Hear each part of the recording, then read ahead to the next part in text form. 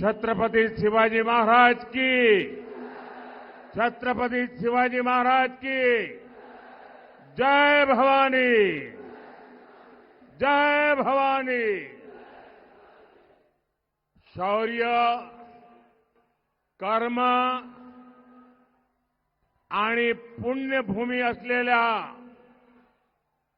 पुण्यातील भूमीला माझा नमस्कार। कसे आहेत सर्व पुणेकर?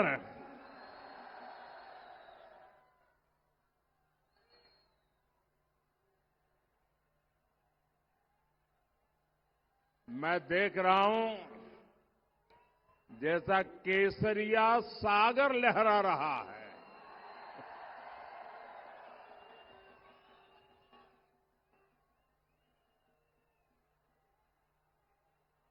ये जो बच्चे इतने प्यार से तस्वीरें वगैरह लेके आए हैं, मेरी प्रार्थना है कि अब उनको नीचे बिठाइए। ये कब से ऐसे ही खड़े हैं। मैं आपका धन्यवाद करता हूं, आप जो प्यार दिखा रहे हैं। बच्चों को कहिए आराम से बैठे। हाँ बैठिए बेटा, आप बैठिए। देख लिया मैंने, तस्वीर देख ली। हाँ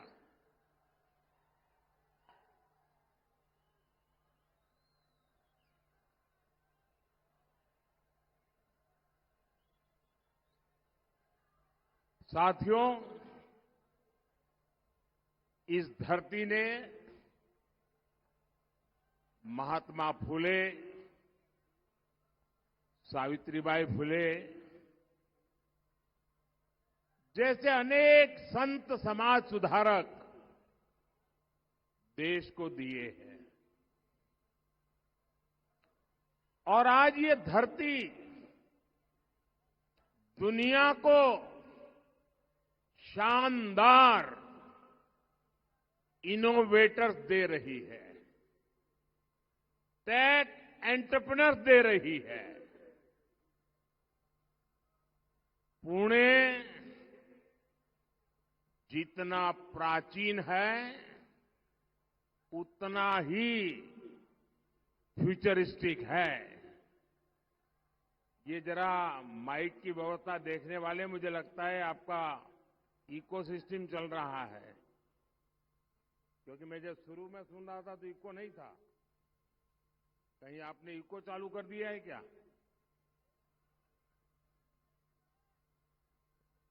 जो माइक वाले हैं, सुनते हैं, जो जरा करेक्ट कर लें।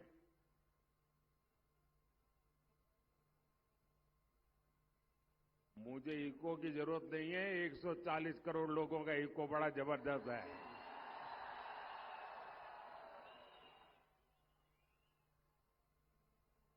पुणे में हर क्षेत्र के बेस्ट माइंड्स उपलब्ध है, और तभी तो कहते हैं पुणे ये थे काय उणे। साथियों, कांग्रेस ने देश में 60 साल तक राज किया, लेकिन कांग्रेस राज की सच्चाई ये थी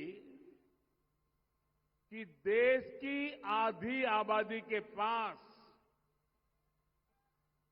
बेसिक सुविधाएं नहीं थी।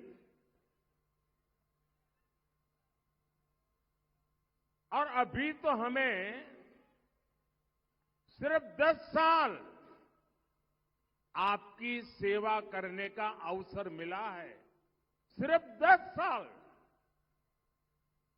लेकिन इन 10 वर्षों में हमने मूलभूत आवश्यकताओं को पूरा तो किया ही, और साथ ही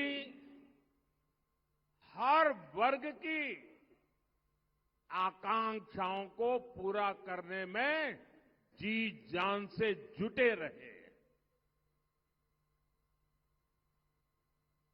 आवश्यकता और आकांक्षा दोनों की पूर्ति के लिए एक विजन लेकर जीवन खपा रहे हैं। आप भी जानते हैं, कोई शहर में रहे या गांव में, अच्छी सड़कों को देखकर, आधुनिक इंफ्रास्ट्रक्चर को देखकर उसका मन प्रसन्न हो जाता है कि नहीं हो जाता है? होता है कि नहीं होता है? जरा जवाब देते भी रहिए भाई, ऐसे ही बैठे रहने का नहीं दूंगा मैं। अगर मैं करता हूं मेहनत तो आपको भी करनी पड़ेगी।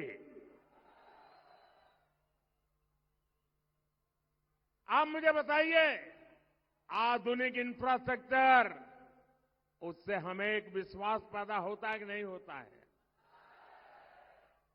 यहां पुणे मेट्रो देखिए, पुणे एयरपोर्ट का नया रूप देखिए, पालखी मार्ग देखिए, समृद्धि महामार्ग देखिए, जगह जगह को कनेक्ट करती semi high speed Vande Bharat train देखिए। ये सब आधुनिक हो रहे भारत की तस्वीर हैं, जीते जागते सबूत है। और पुणेवासी लिख लीजिए, महाराष्ट्र के मेरे भाई बहन, ये मोदी की गारंटी है। वो दिन भी आने ही वाला है जब आप देश की पहली बुलेट ट्रेन में ट्रैवल करेंगे।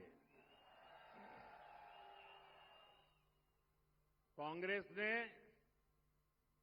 अपने 10 सालों में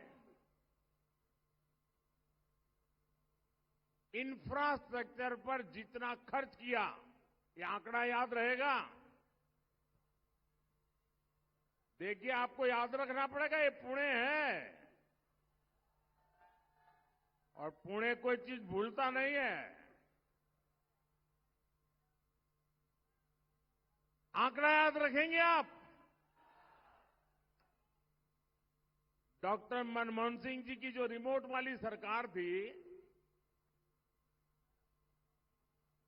उसने 10 साल में इंफ्रास्ट्रक्चर पर जितना खर्चा किया, हम 1 साल में उतना खर्चा करते हैं। ये आंकड़ा याद रहेगा, बड़ी आसानी से आप बता सकते हैं लोगों को। और कल अखबारों में सब नहीं छपेगा, मैं आपको बता के रखता हूं। वो तो कहीं फोन करके पूछेंगे छापे कि न छापे। यही है ना हाल यहां। भाई और बहनों, आज का भारत अपने युवाओं के इनोवेशन, युवा टैलेंट और टेक्नोलॉजी पर भरोसा करते हुए आगे बढ़ रहा है। स्टार्टअप इंडिया का कमाल देखिए, सिर्फ 10 साल में ही भारत के युवाओं ने 1.25 लाख से ज्यादा स्टार्टअप बना दिए हैं। ये आंकड़ा याद रहेगा? कितने?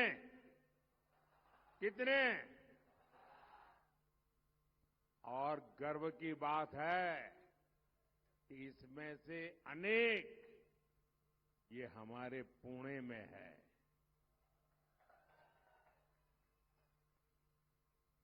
हमने जो रिफॉर्म, परफॉर्म, ट्रांसफॉर्म, ये जो हमारा मिशन है ना, हमने जो रिफॉर्म्स किए हैं, नीतिगत बदलाव किए हैं, उसका परिणाम मैपिंग के क्षेत्र में नजर आ रहा है। अंग्रेजों के जमाने में कानून बने पड़े थे, मैपिंग नहीं कर सकते, हमने सब उखाड़ के फेंक दिया। और आज मेरे देश के नौजवान उसमें आगे बढ़ रहे हैं। स्पेस हो, उसको हमने ओपन कर दिया। डिफेंस हो, ऐसे हर सेक्टर को युवा इनोवेशन, एंटरप्रेन्योरशिप के लिए आज हिंदुस्तान ने खोल दिया है। देश में पहली बार ऐसी नेशनल एजुकेशन पॉलिसी लागू हुई है जो इनोवेशन को बढ़ावा देती है। और पुणे में तो बुद्धिमान नौजवान है। आपके लिए मैं खुशखबरी देता हूं, हमने इस बार बजट में जो इंटरिम बजट था 1,00,000 करोड़ रुपया जो लोग इनोवेशन करना चाहते हैं उनको आंख बंद करके देने का हमने निर्णय किया है।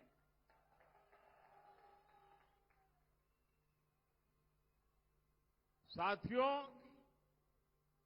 देश दुनिया में भी अपनी दमक दिखा रहा है।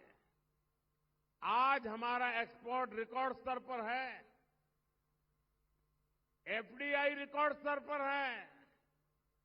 और मेरे देश के नौजवान जो इनोवेशन कर रहे हैं, आज जो पेटेंट फाइल हो रहे हैं, आज हिंदुस्तान के इतिहास में सबसे ज्यादा पेटेंट मेरे देश के नौजवान फाइल कर रहे हैं।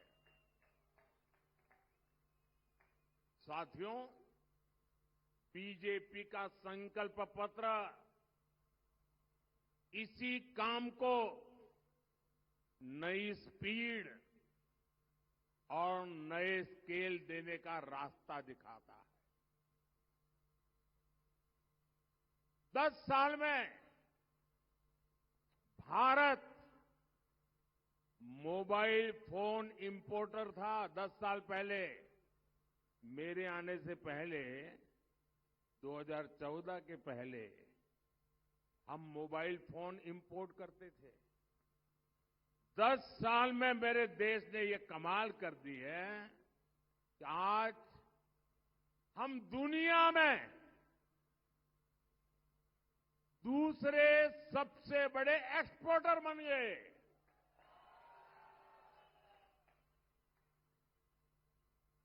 और पुणे वालों, आपके लिए और एक खबरी।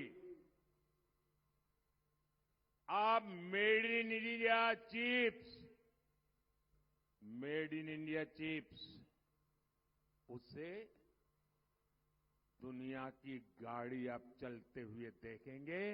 और मेरा पुणे तो ऑटोमोबाइल का हब है। अब हम भारत को इलेक्ट्रिक व्हीकल का हब बनते देखेंगे। आज एनडीए सरकार हर सेक्टर में भारत के युवाओं को बड़े सपने देखने और उन्हें पूरा करने का अवसर दे रही है।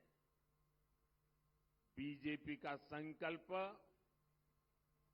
भारत को semi conductor hub, innovation hub, उसमें मजबूती देने का है। बीजेपी का संकल्प भारत को मैन्युफैक्चरिंग हब बनाने पर है। बीजेपी का संकल्प भारत को हाइड्रोजन एनर्जी का हब बनाने का है। साथियों, ये हमारी सरकार है जिसने पहली बार देश के गरीब और मिडिल क्लास की बचत को बढ़ाने के बारे में सोचा है। अब मैं जो बातें बता रहा हूं ना, वो आप लोगों को सीधी सीधी लागू होती है, लेकिन जब तक मेरी बात सुनोगे नहीं, शायद आपका भी उस बात पर ध्यान नहीं गया होगा। काम कैसे होता है, मैं एक एक चीज, छोटी छोटी चीजें आज आपके साथ बात करने के लिए आया हूं। 2014 से पहले के 10 सालों में आपसे महंगाई और भ्रष्टाचार का डबल टैक्स वसूल किया जा गया। 2014 में सरकार बनाने के बाद हमने महंगाई पर भी नियंत्रण लगाया और भ्रष्टाचार पर भी कार्रवाई की। और आज आप देखिए, भ्रष्टाचारियों में खलबली मची है। 10 वर्षों में टैक्स पेयर्स को सिर्फ टैक्स छूट की सीमा बढ़ाने, पहले जो इनकम टैक्स का सीमा थी, हमने 7 लाख रुपए तक नो इनकम टैक्स कर दिया।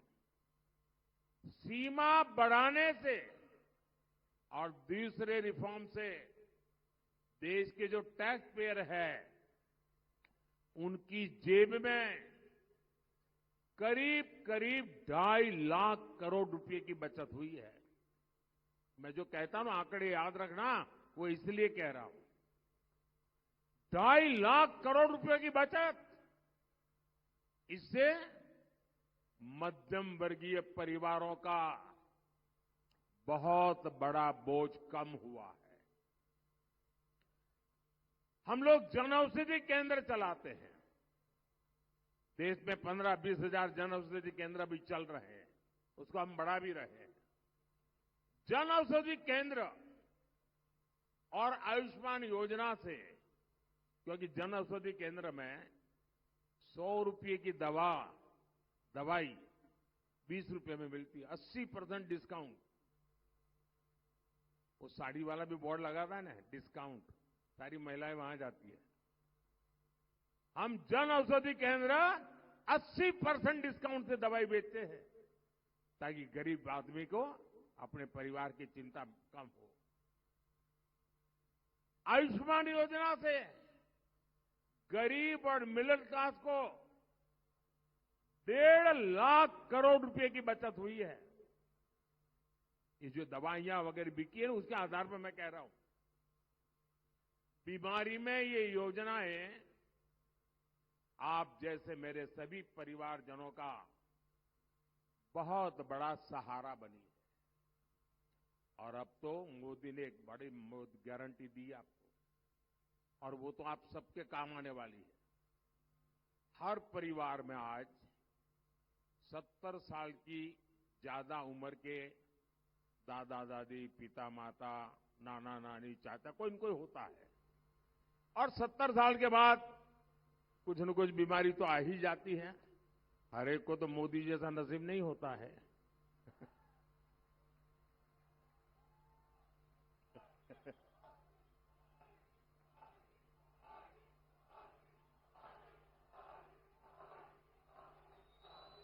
अब जो मेहनत करने वाला, कमाने वाला परिवार में व्यक्ति है, उसके सामने दुविधा रहती है, चिंता रहती है। एक तरफ बच्चों को आधुनिक शिक्षा देनी है, बच्चों के सपने पूरे करने, उनकी आवश्यकता हो। दूसरी तरफ परिवार में बुजुर्ग माता पिता हैं, दादा दादी है, चाचा चाची है, उनको खाने पीने का प्रॉब्लम नहीं है, लेकिन दवाई, बीमारी, ये हर मेहनत करने वाले परिवार के लिए चिंता का विषय होता है।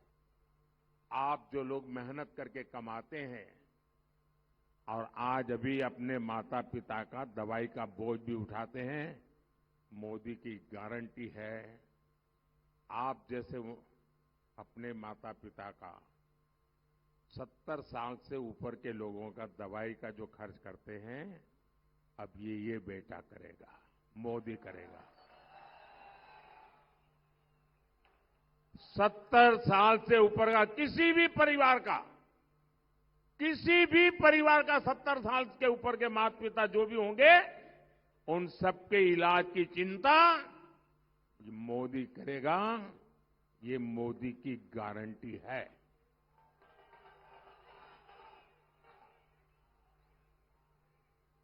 साथियों, सस्ते डेटा से भी आज मोबाइल फोन के बिना जिंदगी असंभव हो गई है। आईपैड के बिना काम नहीं हो सकता है और डेटा बहुत खर्च होता है। अगर पहले वाली सरकार के समय के हिसाब से चलते तो कितना आपको बोझ होता। सस्ते डेटा से भी, और खास करके मेरे नौजवानों को, गरीब और मिडिल क्लास परिवारों की हर महीने हजारों रुपयों की बचत हो रही है। इसी के बलबूते आज मेरे देश का युवा डेटा गवर्नेंस में, डेटा माइनिंग में, आर्टिफिशियल इंटेलिजेंस में नए नए कीर्तिमान गढ़ रहा है। मिडिल क्लास से सपनों का घर हर परिवार की इच्छा होती है। मध्यम वर्ग के परिवार की इच्छा होती है कि भाई अपना खुद का घर होना चाहिए। किराए में बच्चों को रहना पड़े ऐसा कोई पसंद नहीं करता, लेकिन वो बहुत मेहनत करके पैसे बचा करके किसी योजना में जाता था, किसी स्कीम लॉन्च कर दी, उसमें बुक करवा देता था, पैसे देता था और बाद में सब गफले महसूस होते थे।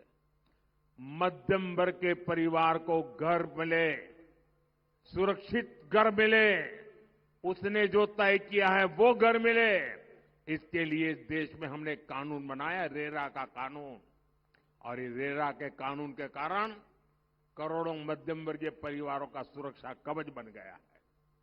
साथियों, हमारी सरकार सबका साथ सबका विकास के मंत्र पर काम कर रही है और मोदी उनको पूछता है जिनको पहले की सरकारों ने पूछा तक नहीं था।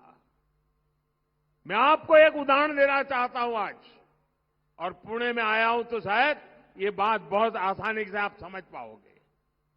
हमारे शहरों में रेहड़ी, ठेले, फुटपाथ पर काम करने वाले साथी, ये कोई मोदी आया उसके बाद आए क्या? पहले भी थे, लेकिन इनमें ज्यादातर साथी गांव से आए हैं, एससी, एसटी, ओबीसी समाज से आए हैं।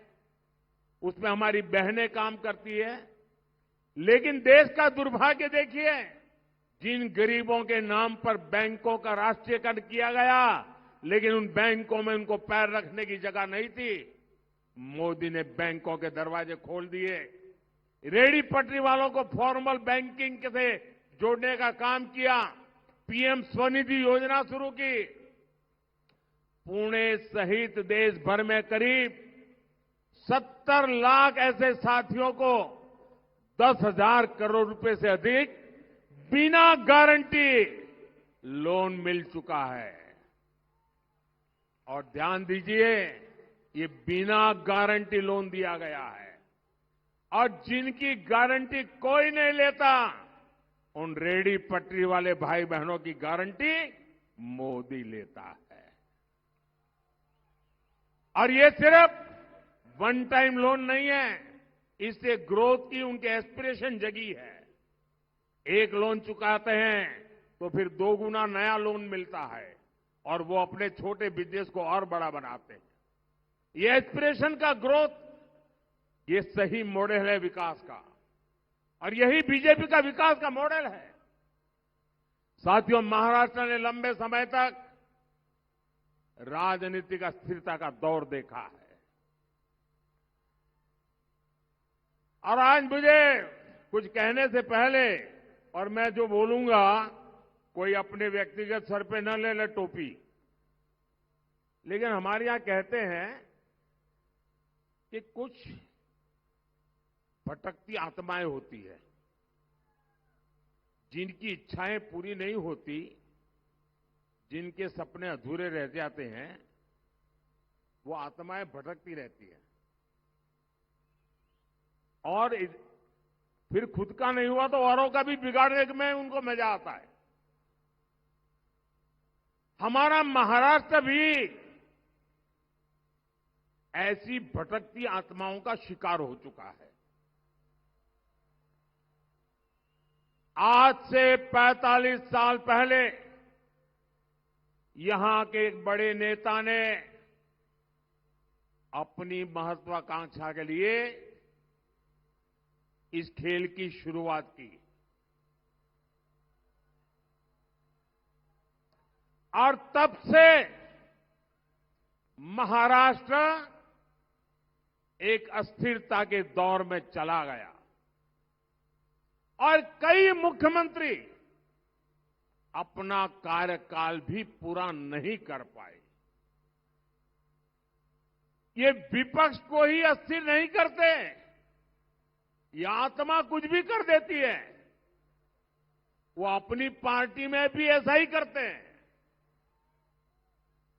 और ये आत्मा ऐसा करती है, परिवार में भी कर देती है।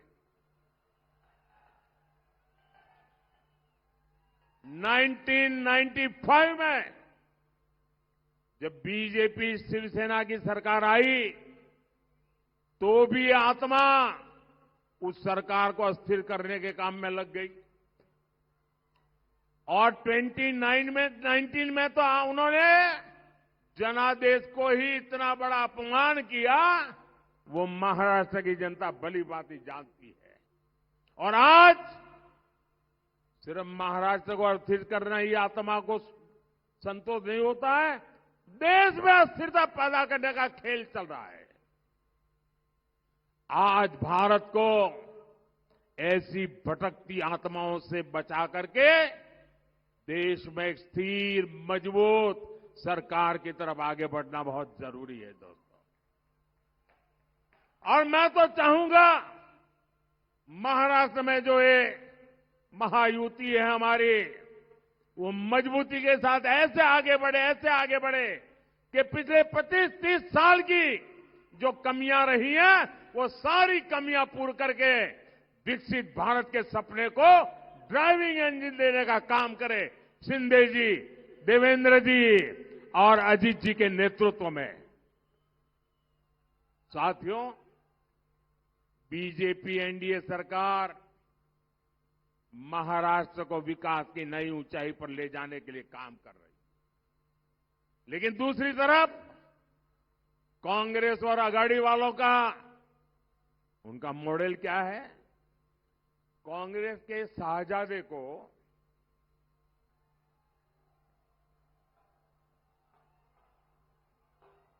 अब मजा आया आपको। इसी इंतजार में घर से निकले थे क्या?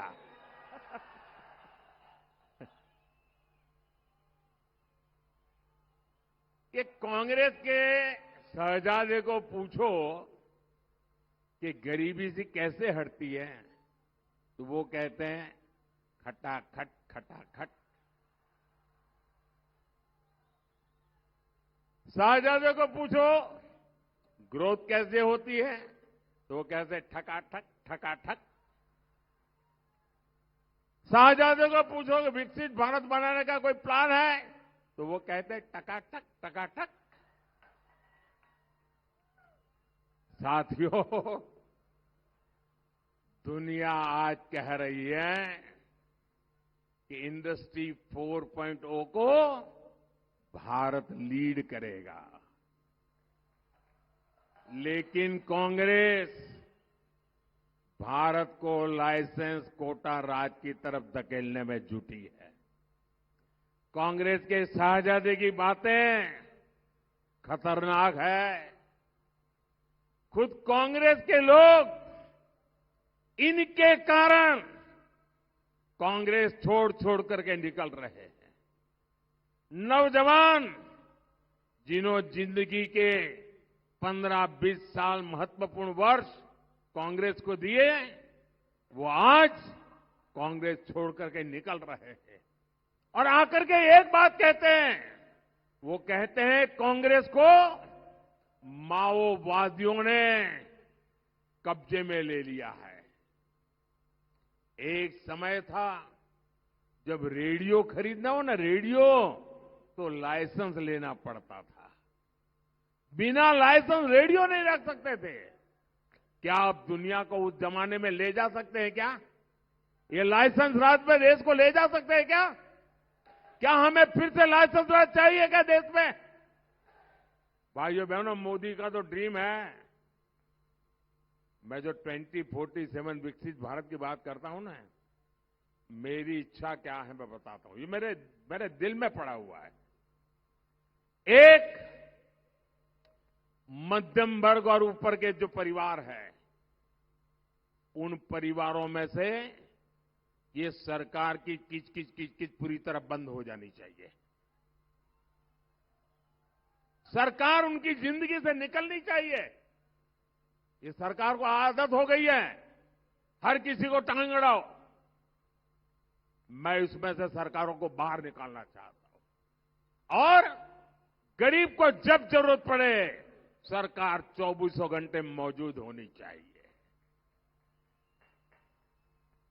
वरना आज ये कागज लाओ, वो कागज लाओ, ढिकना लाओ, फनाना लाओ, ये करो, वो क्या है मतलब भाई? कब तक ये मध्यम वर्ग के लोगों को परेशान करते रहोगे? और मेरे मन की इच्छा है 2047 तक जब देश विकसित भारत बनेगा, ये सारी किचपिच चली जाएगी। दोस्तों, आप जैसे परिश्रमी लोग जो दिन रात मेहनत करके अपना परिवार आगे बढ़ा रहे हैं, देश के विकास में योगदान दे रहे हैं, अब ये साहजादे की नजर आपकी मेहनत की कमाई पर पड़ी है। ये लोग अब कह रहे हैं कि आप जो वेल्थ क्रिएट करते हैं, आप जो कमाते हैं, उसका एक्सरे करेंगे।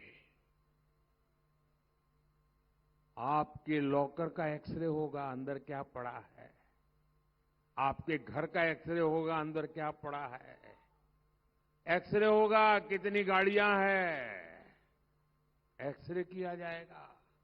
आपकी संपत्ति, आपके पास जो स्त्री धन होगा, उसकी जांच होगी। आपके मंगलसूत्र की जांच होगी। साथियों, ये कांग्रेस के महाशय कह रहे हैं कि इनहेरिटेंस टैक्स लगाने की सोच रहे हैं। मतलब आपने जो संपत्ति अर्जित की है, हिंदुस्तान का हर मां बाप, उसके मन में इच्छा रहती है कि मैं जो कुछ भी कमाता हूं कुछ न कुछ बचाऊं, ताकि मरने के बाद अपने संतानों को कुछ दे करके जाऊं। हर मां बाप ये चाहता है। खुद खर्चा नहीं करता है, पैसे बचाता है अपने संतानों को देने के लिए। अब आप नहीं दे पाएंगे। आपके पास अगर 2 घर है तो ये घर ये कब्जा कर लेंगे। 2 गाड़ी है तो 1 गाड़ी कब्जा कर लेंगे। खेत 10 एकड़ का है तो 5 एकड़ गया। और आधे से अधिक 55% टैक्स लगा करके वो लूटने की बात कर रहे हैं जी। यानी जीते जी तो लूटते हैं, मरने के बाद भी लूटने के खेल खेल रहे हैं। यानी आप कुछ तय नहीं करेंगे, सब कुछ कांग्रेस तय करेगी। क्या 140 करोड़ का देश ऐसे चल सकता है क्या? क्या ऐसी चीजें हमें मंजूर है क्या? हम ऐसी चीजों को चलने देंगे क्या? ऐसे माओवादी प्लान सुनकर कौन यहां इन्वेस्ट करेगा? कौन स्टार्टअप को लगाने की हिम्मत करेगा? साथियों, मोदी आज जो कुछ भी है, बाबा साहब आंबेडकर ने जो संविधान बनाया ना, उसके कारण एक गरीब का बेटा आज प्रधानमंत्री बन पाया है। और कांग्रेस ने हमेशा बाबा साहब का अपमान किया। वही मोदी के लिए बाबा साहब और उनका संविधान किसी ईश्वर से कम नहीं है। ये भाजपा ही है जिसने संविधान दिवस मनाना शुरू किया। और जब पार्लियामेंट में मैं संविधान दिवस मनाने के लिए प्रस्ताव लेकर के आया, ये कांग्रेस पार्टी ने घोर विरोध किया। उन्होंने कहा 26 जनवरी तो मना रहे हैं, संविधान दिवस मनाने की क्या जरूरत है? बाबा साहब आंबेडकर के प्रति उनके मन में क्या भाव है, इसका यह उदाहरण है। ये भाजपा ही है जिसने बाबा साहब से जुड़े स्थानों को पंच तीर्थ के रूप में विकसित किया है। बाबा साहब की भावना के विरोध जाकर अब कांग्रेस और इंडिया गाड़ी वाले संविधान के पीठ पे छुरा भोंकने पर लगे हुए हैं। साथियों, जब हिंदुस्तान का संविधान बना, सारे विद्वान लोग उसमें बैठे थे और वो आरएसएस बीजेपी वाले उसमें नहीं थे। सारे लोग बैठे थे, कांग्रेस के महारथी बैठे थे और संविधान सभा ने महीनों तक चर्चा की और चर्चा करके तय किया कि भारत में कभी भी धर्म के आधार पर आरक्षण लागू नहीं होगा। ये हमारे देश के संविधान की मूल भावना है। लेकिन ये वोट बैंक में अंधे हो चुके लोग, धर्म के आधार पर देश के बांटने वाले लोग आज धर्म के आधार पर एससी, एसटी, ओबीसी जिनको आरक्षण मिला हुआ है, संविधान के द्वारा मिला हुआ है, संसद के द्वारा मिला हुआ है, बाबा साहब आंबेडकर के कारण मिला हुआ है, अब उसमें डाका डाल करके उसमें से निकाल करके धर्म के आधार पर मुसलमानों को देने की योजना बना रहे हैं।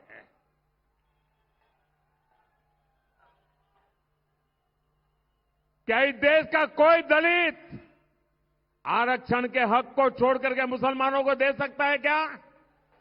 इस देश का कोई भी आदिवासी आरक्षण के हक को छोड़ करके मुसलमान को दे सकता है क्या?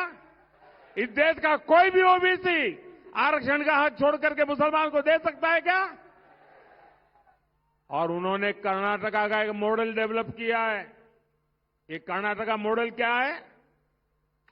सुप्रीम कोर्ट ने उनको मना कर दिया कि धर्म के आधार पर नहीं कर सकते हो। कांग्रेस को लताड़ा सुप्रीम कोर्ट ने, उसके अब नई चालाकी की।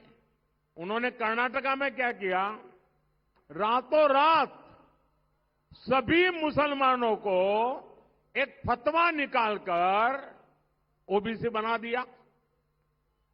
सबको ओबीसी बना दिया, सर्कुलर निकाल दिया, थप्पा मार दिया। और जैसे ही वो रातों रात ओबीसी बने, सुबह ओबीसी के पास जो 27% आरक्षण था उस पर डाका डाल करके आधे से ज्यादा माल वो उठा गए। ओबीसी वाले सारे लटकते रह गए। मुझे बताइए भाइयों, क्या इस देश में चलेगा क्या ऐसा? ये इंडी अगाड़ी वाले जरा कान खोल के सुन लो, मोदी भी जिंदा है।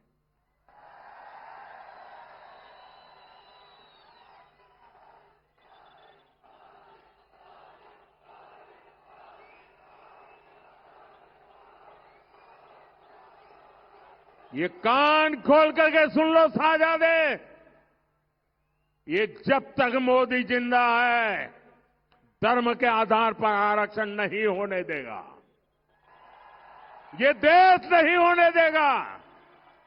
और जो ये मंसूबे रखते हैं उनको हमेशा हमेशा के लिए ये देश राजनीति के नक्शे से मिटा देगा जी।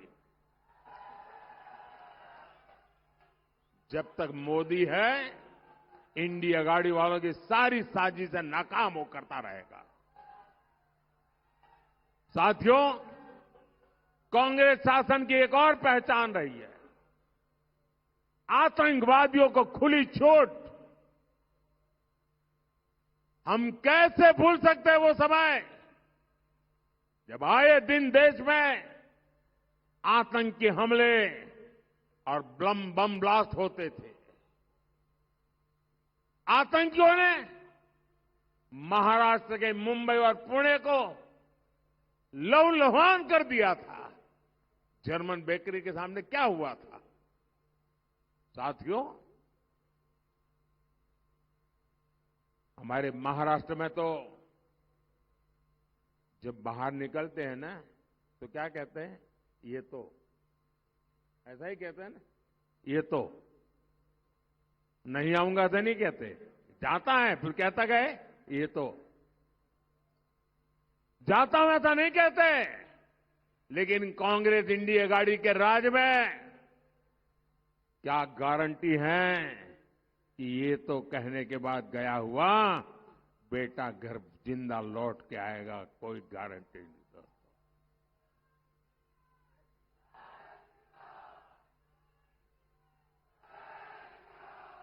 10 साल पहले हिंदुस्तान में आतंकी हमले होते थे कि नहीं होते थे? मुंबई में आए दिन बम धमाके होते थे कि नहीं होते थे? काशी में बम धमाके होते थे कि नहीं होते थे? अयोध्या में बम धमाके होते थे कि नहीं होते थे? आज बंद हुए कि नहीं हुए दोस्तों? आज बंद हुए कि नहीं हुए? जो यहां पड़ोस में से ये धमाके फमाके करने की आदत हो गई थी ना, और जो आतंकवादी बेचते थे उनको आज आटे के लाले पड़ रहे जी।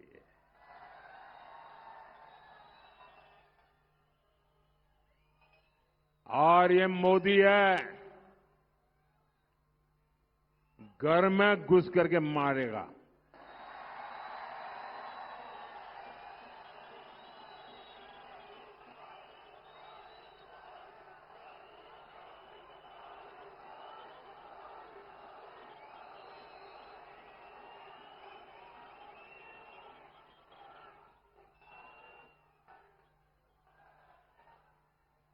ये पीएफआई के लोग, आतंकी साजिश करने वाले लोग, बहुत बड़ा संगठन, शस्त्रों की ट्रेनिंग, आए दिन देश में धमाके करते रहना,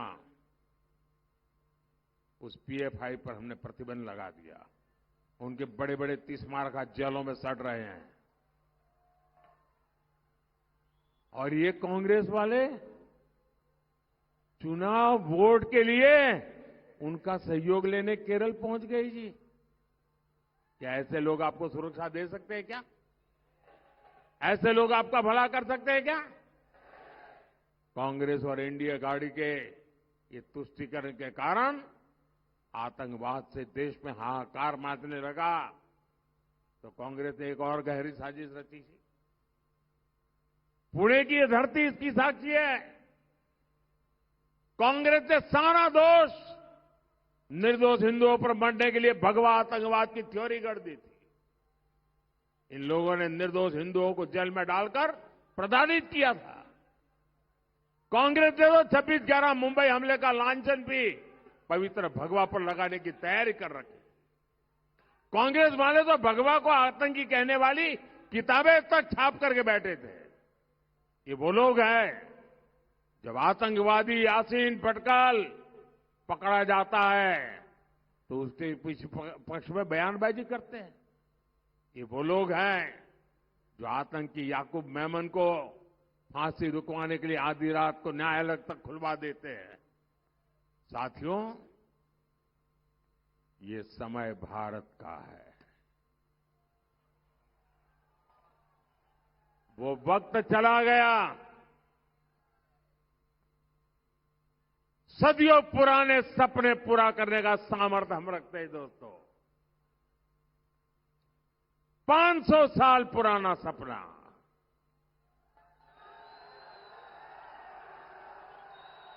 कितनी पीढ़ियां चली गई,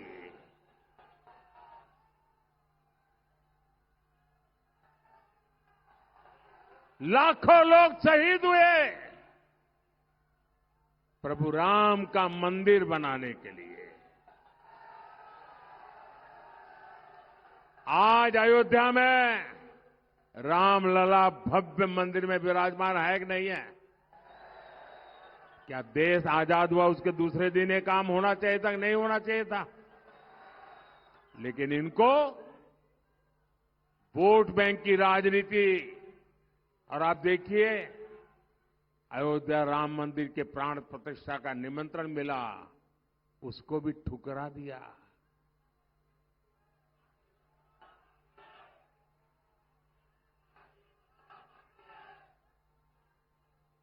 साथियों, इस देश में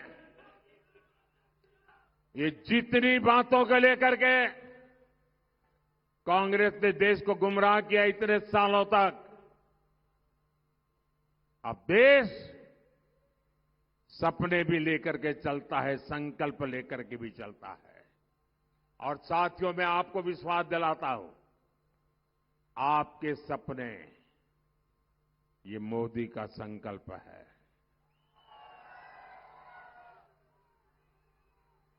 मेरा पल पल आपके नाम, मेरा पल पल देश के नाम, मेरा भारत, मेरा परिवार, और आपके लिए 24/7, आपके लिए 24/7 फॉर 2047, ये मोदी की गारंटी है। हमारे मुख्यमंत्री शिंदे जी तो लंबे समय से एनडीए के साथ ही रहे। देवेंद्र फडणवीस जी के पास भी बेहतरीन अनुभव है, और अब अजीत दादा हो या राज ठाकरे जी हो, ये सब भी हमारे साथ जुड़ गए हैं। ये जो महायुति बनी है, ये विकसित भारत, विकसित महाराष्ट्र बनाने के लिए बनी है। और इसलिए पुणे में भाई मुरलीधर मोहोल जी, बारामती में बहन सुनेत्राताई पवार जी, शिरूर से शिवाजीराव पाटिल जी, और मावल से श्रीरंग बारने जी, हर पोलिंग बूथ में इनको विजयी बनाना है। हर पोलिंग बूथ में विजयी बनाएंगे। पहले के वोटिंग के सारे रिकॉर्ड तोड़ेंगे। सबसे ज्यादा वोटिंग हो इसके लिए प्रयास करेंगे। कितनी ही गर्मी क्यों न हो, मतदान ज्यादा करेंगे। मतदान दिवस को एक उत्सव के रूप में मनाएंगे। पूरे गांव में, बूथ में फेस्टिवल का वातावरण बना देंगे। पहले मतदान, फिर जलपान। पहले मतदान, फिर जलपान। याद रखोगे? इन सभी साथियों को आप जो वोट देंगे ना, वो वोट सीधा सीधा मोदी के खाते में जाएगा। आपका एक एक वोट मोदी को मजबूत करेगा। तो आप मतदान भारी मात्रा में करेंगे। अच्छा, मेरा एक काम करेंगे, पक्का करेंगे। अच्छा, घर घर जाइएगा और हर घरों में जाकर के कहिएगा कि मोदी जी पुणे आए थे और मोदी जी ने आपको प्रणाम कहा है, जय श्री राम कहा है। मेरा जय श्री राम पहुंचा देंगे, मेरा प्रणाम पहुंचा देंगे। आपके मोबाइल फोन का फ्लैश लाइट चालू कीजिए। आपके मोबाइल का फ्लैश लाइट चालू कीजिए और इन सबको विश्वास दीजिए कि आप भारी मतदान कराएंगे। मेरे साथ बोलिए, भारत माता की, भारत माता की, भारत माता की। बहुत बहुत धन्यवाद।